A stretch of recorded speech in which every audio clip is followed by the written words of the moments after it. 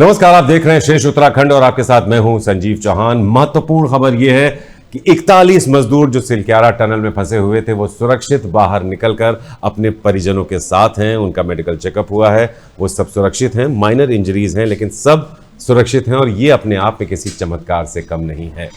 तो हम उम्मीद करते हैं कि भविष्य में भी ऐसी कोई घटना ना घटे, क्योंकि ये सब जो हमने देखा, हम सब अपनी सांसें थामे बैठे रहे इतने दिन तक। लेकिन खुशी की बात यह है कि सारे मजदूर सुरक्षित हैं, अपने परिवार के साथ हैं।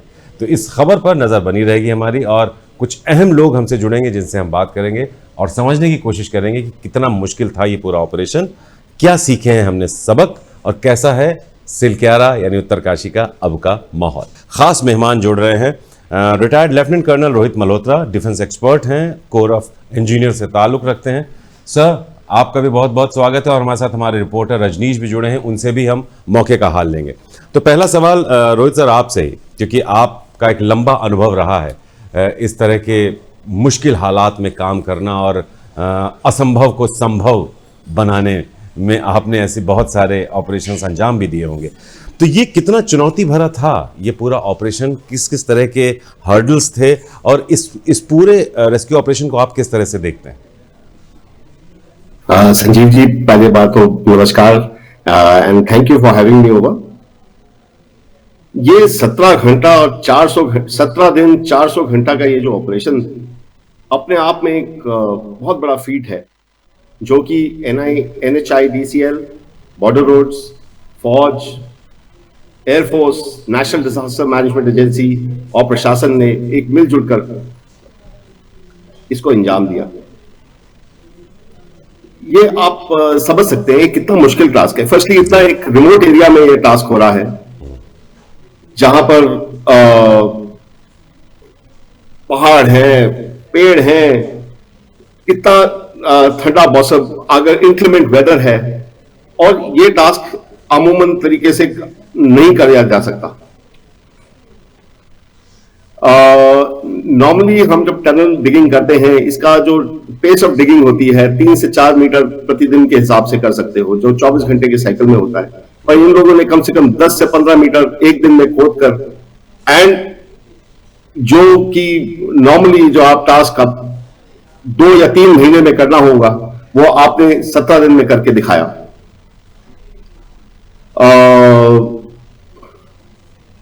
हर एक एजेंसी जो इस कार्य में शामिल थी जी, उन्होंने अपना जो साधन इनके हाथ में थे, इन्होंने इसको इस्तेमाल करके इनोवेशन के साथ में इसको कंप्लीट करने की कोशिश की जी। लेफ्टिनेंट कर्नल रोहित मल्होत्रा, आपसे समझना ये भी चाहेंगे कि इसमें जब काम शुरू हुआ तो एक हॉरिजॉन्टल टनल पे काम शुरू हुआ, वर्टिकल टनल भी साथ में बनाई गई कि उससे निकाल लिया जाए, ऑगर मशीन, फिर हैवी ऑगर मशीन बुलाई गई, उसमें भी कुछ प्रॉब्लम्स आ गई। और ये जो पूरा टेरेन है, और ख़ासतौर पर अगर हम जियोग्राफिकली देखें तो जो ये माउंटेन्स हैं, इनमें ख़तरा ये भी था कि अगर और अंदर घुसते हैं तो कहीं पर फिर से ये चीज़ें एकदम से आकर नीचे गिर सकती हैं और रास्ता ब्लॉक हो सकता है। तो ये कई सारी रणनीतियाँ बनी, हॉरिजॉन्टल की भी और वर्टिकल की भी, और फिर ये रैट होल जो माइनिंग तकनीक है, इसके बारे में थोड़ा सा आपसे समझना चाहेंगे कि 2014 में इसको बैन कर दिया गया था इसको, लेकिन फिर आखिरकार हमारी जो सबसे पुरानी तकनीक थी वही काम कर गई। तो आप इस पूरे ऑपरेशन में क्या देखते हैं, कैसे देखते हैं कि ये क्या पहले आजमाया जा सकता था या ये आखिरी विकल्प ही था? संजीव जी, मैं आपको एक बात बताना चाहता हूं। जब ये माइनिंग ऑपरेशन करते हैं, इसमें सबसे इंपॉर्टेंट फैक्टर होता है सेफ्टी का जी, है ना। जब आप डिग करते हैं, इसको आप डिग ना करके अपने आप को सुरक्षित भी करते हैं कि आप इतना दूर अंदर जा सके। तो ये एक्चुअली हमारे कर्नल दीपक पाटिल साहब, जो NHIDCL के MD थे और जिनने ये रेस्क्यू ऑपरेशन को कमान किया, ये अपने टीम के साथ में इन्हें अपने साथियों को बाहर निकालने की कोशिश की। ये he has been there right at the moment, और हर टाइम अपनी टीम को, अपने बंदे फंसे हुए हैं, उनके हौसला अफजाई की, उनके साथ संपर्क बनाया था, and he has been absolutely instrumental in getting उनके हाथ में जितने साधन थे, पहले अपने साधन जो उनके साथ में थे उनसे इनको डील करने की कोशिश की, और जब उनके साधन फेल हो गए उन्होंने प्रशासन से बोल के दूसरे साधन मंगवाने की कोशिश की है। 20 तारीख को 18-19 तारीख को पीएमओ ने इसको रेस्क्यू ऑपरेशन को टेक ओवर किया, जहां पर उन्होंने other agencies such as railways, ONGC, border roads को भी शामिल किया, एंड अलग अलग मीन से सिलकियारा ने करके दूसरी साइड से भी और ऊपर से भी डिग करने की कोशिश की और इनको बाहर निकालने की कोशिश की। एंड जहां पर सब फेल हो गया, और ये मैं तो इनको कहता हूं इनोवेशन का एक टेक्निक ही समझो, जहां पर इन्होंने किसी ने सोचा होगा कि ये रैट माइनर्स को बुलाना और इनका इस्तेमाल करके लास्ट माइल जो कनेक्टिविटी है वो कनेक्टिविटी करने की कोशिश की। एंड ऑल क्यूडोस टू इनकी जो टीम है जिन्होंने फाइनली अपने साथियों को पीछे ना छोड़ के इनको बाहर निकालने की कोशिश की। वाकई कर्नल, और आप चूंकि बेहतर समझ सकते होंगे क्योंकि देश में, दुनिया में लोग तो बहुत देख रहे हैं, लेकिन आपको एक्सपीरियंस है, आप एक्सपर्ट हैं, आप समझ सकते हैं कि कितना मुश्किल था ये पूरा टास्क और कितनी मेहनत की है अलग अलग एजेंसीज ने, फौज भी उसमें शामिल रही है, और आखिरकार खुशखबरी हमारे सामने ये आई है। आप हमारे साथ सर बने रहिएगा। हमारे साथ हमारे रिपोर्टर रजनीश जुड़े हुए हैं लाइन पर। साथ में रजनीश लगातार इस पूरे ऑपरेशन पर नजर बनाए हुए थे, पल पल का अपडेट हम तक भेज रहे थे। रजनीश, ये पूरा ऑपरेशन आपने देखा, कब किस तरह की चुनौतियां आई, कब धड़कनें आपकी बढ़ी, क्या रहा? संक्षेप में थोड़ा इस पूरे दौर को हमारे इन तमाम दर्शकों के सामने रखिए। रोज नई नई चुनौतियों से सामना हो रहा था। आलम ये था कि अमेरिका से ऑगर मशीन एयरलिफ्ट करके मंगाई गई, पहली वाले का ब्लेड टूट गया, तो बार बार ऐसे ऐसे पल आते थे जब निराशा हाथ लगने की दिखती थी। लेकिन कहीं ना कहीं एक विश्वास था, जिस हिसाब से पूरा देश एक हो चुका था, पूरे देश से प्रार्थनाएं दुआएं चल रही थी हमारे 41 मजदूर भाइयों के लिए कि वो सुरक्षित अपने परिवार तक पहुंचे। और नो डाउट इसमें कहीं ना कहीं मतलब केंद्र सरकार, राज्य सरकार का जो समन्वय देखने को मिला है वो भी बहुत बेहतरीन यहाँ पर मुजाहरा इन लोगों ने पेश किया है कि एक मंच पे आके मतलब एक तरीके से इन्होंने जो कॉम्बिनेशन शो किया यहाँ पर कि सिर्फ एक टारगेट था, लक्ष्य एक, 41 मजदूर भाइयों को सकुशल निकालना है। उसके लिए क्या कुछ हो सकता है, चाहे इंडियन आर्मी की जरूरत लेनी पड़ी हो, इंडियन रेलवे भी मोर्चे पे आ गई, उसके भी एक्सपर्ट इसमें लगे हुए थे कि ड्रिलिंग में किस तरीके से मदद करें। लेकिन कहीं ना कहीं जो बात चलती गई, आस्था का भी इसमें एक एंगल देखने को मिला संजीव। वजह ये थी कि जब मशीनें फेल हो रही थी, ऑगर मशीन के बार बार ब्लेड टूट जाना, ऑगर मशीन की वैसे भी कमी हमारे देश में है, फिर बाहर से उसे मंगाने के बाद ऑगर मशीन उस जाल में फंस जा रही थी। देखिए क्या ये जो ड्रिलिंग थी इसको समझना पड़ेगा, यहाँ पे एक नॉर्मल सुरंग नहीं थी, ये एक जो मलबा था वो दबा हुआ था। मलबा किस चीज का था? सुरंग अंडर कंस्ट्रक्शन में थी, अंदर की मशीन्स थी, आयरन रॉड्स थे, वो सब मलबे में दबे हुए थे। और जो सबसे बड़ी कमी थी, ह्यूम पाइप होता है, बेसिक एक मैकेनिज्म है टनलिंग का कि जब भी टनल बनाई जाती है, कहीं की भी टनल बनाई जाती है दुनिया की, उसके अंदर एक ह्यूम पाइप लगाया जाता है जो सेफ्टी का सबसे बड़ा फीचर होता है। इसमें सबसे बड़ा लेखना सिलकियारा टनल में देखने को मिला कि ह्यूम पाइप समय से पहले निकाल लिया गया। वो तो गनीमत रही कि तो थोड़ा सा एक पाइप पड़ा हुआ था जिसकी वजह से वो ऑक्सीजन ले पा रहे थे। वो वॉकी टॉकी वहाँ फेल हो गया था, कम्युनिकेशन का कोई मीडियम नहीं था। वो जो बेसिक कम्युनिकेशन होता है, पाइप से बोलना, इधर से उधर सुनना, उसी से उनकी आहट आ रही थी, उसी से उनके परिजनों की बात कराई जा रही थी। यही वो पल था जहाँ से उम्मीद बंधी थी कि हमारे 41 मजदूर भाई सुरक्षित हैं। अब सवाल उठा था कि सुरक्षित हैं तो इनकी सुरक्षा को और कैसे इजाफा किया जाए, अंदर का क्लाइमेट कैसा होगा, खाने पीने को क्या दिया जाए, उसके लिए फिर तमाम मेडिकल की टीम एक्सपर्ट्स आ गए। ड्रिलिंग बार बार हो नहीं पा रही थी। जो इन्होंने जो शुरुआत की थी वो ये किया था कि 900 mm का पाइप इन्होंने एस्केप टनल के तौर पे पुशिंग करना स्टार्ट किया था जी। लेकिन वो 20 मीटर जाने के बाद 10 मीटर के ऊपर उसके बढ़ नहीं पा रहा था, बड़ी समस्याएं थी। तो फिर जब अर्नोल्ड डिक साहब आए ऑस्ट्रेलिया से टनलिंग, उन्होंने कहा कि काम करिए, इसके अंदर 800 mm का पाइप डालिए। जब 800 mm का पाइप पुश होने लगा, जो चीजें आगे बढ़ने लगी, तो सब सकारात्मक हो गए थे कि बहुत जल्द चीजें और अच्छी होंगी। लेकिन अंतोगत्ता हुआ ये कि जब ऑपरेशन चलता था, रेस्क्यू ऑपरेशन, फिर कोई ना कोई बाधा आ जाती, प्रॉब्लम आ जाती। अब उस बाधा का कोई इलाज नहीं थी, और ऐसी बाधा कि जिसको कोई मतलब आप समझिए टेक्नोलॉजी फेल हुई एक तरीके से कहा जाए सिलकियारा रेस्क्यू ऑपरेशन में। सभी को देखने को मिला है जो काम आया है सिर्फ और सिर्फ रेड कोल माइनर्स डिगर्स काम आए।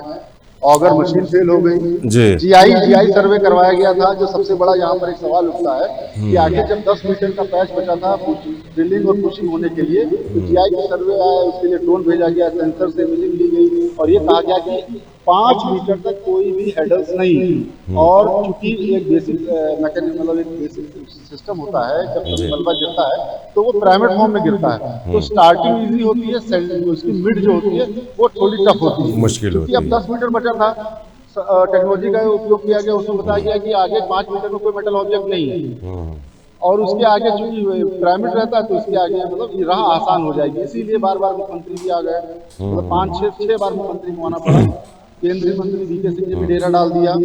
अब लग रहा था कि बस पार होने वाला है, क्योंकि टेक्नोलॉजिकली साउंड थे, 5 मीटर कुछ नहीं है और 5 मीटर आगे के कुछ नहीं, बड़ा इजी गोइंग था, सब करते हाथ सामने निकाल ले। 15 दिन की बात हुई। उसके बाद ये हुआ कि ऑगर मशीन अंदर जाके फिर फंस गई और फिर ऑगर मशीन का रेस्क्यू करना पड़ा। आप मतलब ये समझिए कितना बड़ा अपने उसके टुकड़े टुकड़े करके बाहर निकालना पड़ा उसको, टुकड़े टुकड़े करके तो मैनुअली किया गया, सबसे बड़ी बात है, जिसको अब हमने अपने दर्शकों को दिखाया भी किस तरीके से ऑगर मशीन को रेस्क्यू किया जा रहा है, उसके टुकड़े टुकड़े करके निकाले जा रहे हैं। बात अच्छा रजनीश, आप जब वहां पे मौजूद थे तो आप तमाम एक्सपर्ट्स के बीच थे, और आप ही सबसे बेहतर हाल भी बता सकते हैं। जो तमाम एक्सपर्ट्स थे इस हादसे को लेकर वो क्या सोच रहे थे कि क्या ऐसा किया गया होता या कहां पर चूक रह गई थी, वो ना हुई होती तो शायद ये आपदा टाली जा सकती थी। कहां पर मेजर चूक हुई? देखिए, जो सबसे पहली चूक है वो ये है कि एस्केप टनल होनी चाहिए टनलिंग के अंदर, जो नहीं हुई पहली बात। दूसरी बात जो सबसे बड़ी चूक हुई वो ह्यूम पाइप निकालने में। आखिर क्या जल्दबाजी थी, जब तक मजदूर अंदर थे ह्यूम पाइप क्यों निकाल दिया गया? अगर ह्यूम पाइप होता तो उसके जरिए मजदूर बाहर निकल आते, इतना रस्सा कस्सी करने की जरूरत ही नहीं थी। ये 2 कमियां हो चुकी थी, लेकिन जो अधिकारी एक्सपर्ट्स थे अब उनके सामने यक्ष प्रश्न था कि आखिर हमारे मजदूर भाई कैसे बाहर निकले। अगर अब उस समय आप कमियों की बात करेंगे तो पब्लिक भी प्रोग होगी और लोग कहते हैं कि एक तरफ जनहानि यहाँ मतलब जाने फंसी हुई है और आप कह रहे हैं समस्या कहाँ पर है। तो पहली और यही था कि मजदूर भाइयों को निकालना था, जिसके लिए सारी दुआएं हो रही थी। यहाँ पर एक भोगनाथ मंदिर का एंगल भी मैं बताना चाहूँगा अपने दर्शकों को, क्योंकि वो अटूट आस्था का यहाँ पर प्रतीक है। उसका कहना यह था जब टनलिंग का निर्माण हो रहा था तो भोगनाथ मंदिर का वहाँ से हटा दिया गया, जिसकी वजह से स्थानीय लोग, हालांकि ऐसी मान्यता भी है कि ये हादसा ये कहीं ना कहीं भोगनाथ का प्रकोप के रूप में देखते हैं, लेकिन हालांकि विज्ञान और आस्था का अपना अपना अलग अलग सरोकार है। लेकिन एक चीज़ देखने वाली थी कि अंतर्राष्ट्रीय टनलिंग विशेषज्ञ हों, चाहे केंद्रीय मंत्री हो चाहे मुख्यमंत्री हो, सभी भोगनाथ शरण में पहुंचे सबने। और NHIDCL की कम मतलब जो प्रोजेक्ट मैनेजर है वो भी पहुंचे भोगनाथ में। और आपको पता है कि कई इसमें ऐसे एक्सपर्ट्स थे जो बाकायदा रोज प्रार्थना करते थे और सबने माना कि बाबा हमसे गलती हो गई, इन मजदूरों को सुरक्षित बाहर निकालिए। जिसके बाद मुख्यमंत्री ने घोषणा भी की हम यहाँ पर एक भव्य भोगनाथ मंदिर का निर्माण भी कराएंगे। सही है रजनीश जी, कहा भी जाता है कि जब सारे लॉजिक और सारे सवाल खत्म हो जाते हैं, आस्था वहां से शुरू होती है। और ये आस्था, ये विश्वास ही था जो इन 41 मजदूरों को जिसने जिंदा रखा। वही आस्था थी जो उनको ताकत देती रही। बाबा भोगनाथ को लेकर भी जो विश्वास है, देखिए ये एक अलग बात है जो आपने कही कि विज्ञान अलग कहता है और आस्था अलग कहती है। इनको आपस में मिक्स करना भी नहीं चाहिए। हम तो यही कहेंगे कि वो एक आस्था, वो विश्वास था जिसने 41 मजदूरों को इतने बुरे हालात में भी सुरक्षित रखा। ये एक बहुत बड़ी बात है और वो आज हमारे बीच हैं। आपने 2 अहम बातें कही, वो बातें हम अपने expert lieutenant colonel Rohit Malhotra के सामने रखना चाहेंगे। सर, एक बात एस्केप टनल का ना होना और दूसरा पाइप को निकालने में जल्दबाजी। क्या अब बात चूंकि हो सकती है क्योंकि एक हादसा टल गया है, क्या इस तरह की चूक भारी पड़ जाती है? देखिए संजीव जी, मैं हाइंडसाइट पर बात करना बहुत इजी है। हमको रियलाइज करना चाहिए कि जो टनल है कम से कम 2 किलोमीटर तक खुद गई थी। एंड वो ये जो ढसी है, टनल ढसी है, it has taken place over a period of time. तो ये किसी को एक बंदे को ब्लेम करना या किसी एक आदमी को श्रेय देना कि हाँ भाई उसने रेस्क्यू कर लिया, ये गलत होगा। नहीं, ये ठीक नहीं। हाँ, ये अप्रोच जहां तक हाँ ये अल्टीमेटली अगर किसी ने रेस्क्यू किया है, ये पूरी टीम, जितनी भी टीम है, प्रशासन हो, आर्मी हो, NHIDCL हो, ONGC हो, इनके सब की मिली भगत और सब का सहयोग, टीम वर्क के लोगों ने।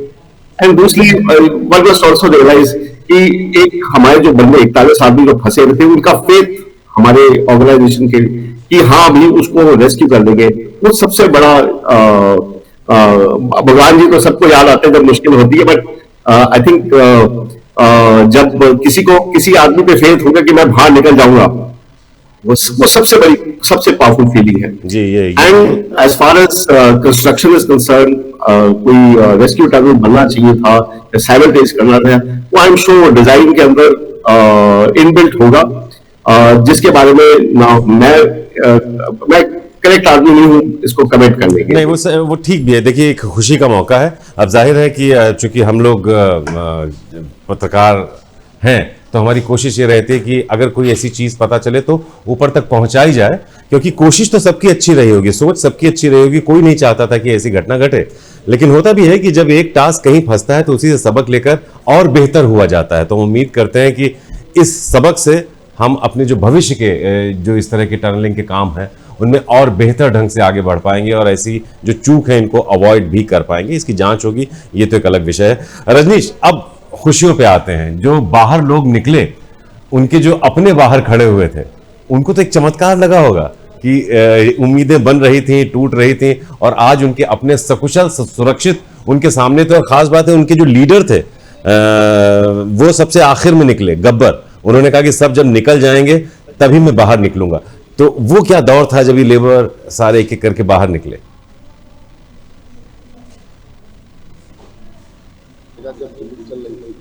जो रेड कोल माइनर्स सप्लाई कर रहे थे, तो जब उधर से आवाज आने लगी तो उधर जो फूड पाइप था उसके जरिए वो लोग तालियां बजा रहे थे, क्लैपिंग कर रहे थे। और उसके बाद जैसे ही मतलब वो आखिरी दिन हुआ कंप्लीट, और जब रेड कोल माइनर्स की और इन मजदूरों से 40 मजदूर जो अंदर इतने दिनों से फंसे थे, इनका जब चेहरा देखा तो आंख में आंसू आ गए। जो इनसे बात उन्होंने बताया कि भावुक हो गए थे, गला रुंध गया था। एक परिवार की बात थी, मतलब वो जो खुशी है उसको सब तो बयां नहीं किया जा सकता, वो आंखों और भावनाओं से व्यक्त हो रही थी जब उन्होंने देखा कि कोई देवदूत बन के हमारे भाई आ गए हैं, हमारे मजदूर भाई, जिन्होंने हमारे कर्मवीर जो 41 भाई हैं, इनके जीवन को बचाने के लिए जो मेहनत की है, तीतोड़ मेहनत की है, रात दिन लगे रहे हैं, खाना वाना भी छोड़ दिया सबने। और उसके बाद जब मजदूरों का निकलना के सिलसिला शुरू हुआ, गब्बर सिंह हालांकि लगातार मनोबल बढ़ाते रहे टनल के अंदर, जितने भी भाई फंसे हुए थे हमारे 41, सबका मनोबल।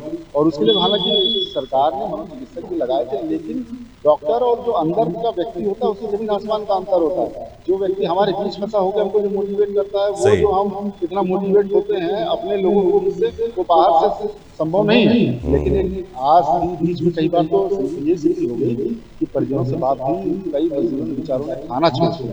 उन्होंने कहा कि अब मुझे लगता नहीं, उम्मीद है आप बच्चों का ध्यान रखना, परिवार का ध्यान रखना, ये तक आलम आ गया। लेकिन खैर ईश्वर का शुक्र है, यहाँ पे काम आई, सबकी मेहनत काम आई। और कुल मिला के एक शब्द में कहा जाए तो हमारे 40 कर्मवीर योद्धा एक वीर योद्धा बन के निकले हैं और पूरा देश। जी जी रजनीश, वाकई ये खुशी का मौका है और इसको वाकई किस तरह से सेलिब्रेट किया जाए, किस तरह से इसका जश्न मनाया जाए।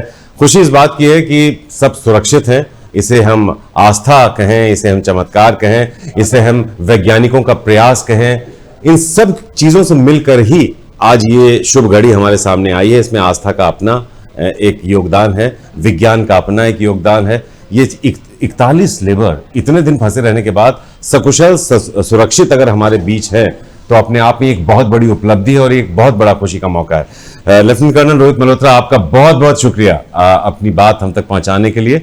हम उम्मीद करते हैं कि जो सजेशंस आपने दिए और जैसा कि रजनीश ने बताया, इन सब सरकार काम जरूर कर रही होगी और हम उम्मीद करते हैं कि भविष्य में ऐसे किसी भी हादसे से हमें दो चार ना होना पड़े। फिलहाल आप सब की तरफ से और हमारे पूरे न्यूज़ रूम की तरफ से इन सारे जो 41 श्रमिक थे जो सुरक्षित बाहर निकले हैं, इनको और इनके परिवार वालों को ढेर सारी मुबारकबाद, ढेर सारी शुभकामनाएं। श्रेष्ठ उत्तराखंड पर खबरों से जुड़े रहने के लिए चैनल को सब्सक्राइब करें, बेल आइकन दबाएं और देखते रहें श्रेष्ठ उत्तराखंड।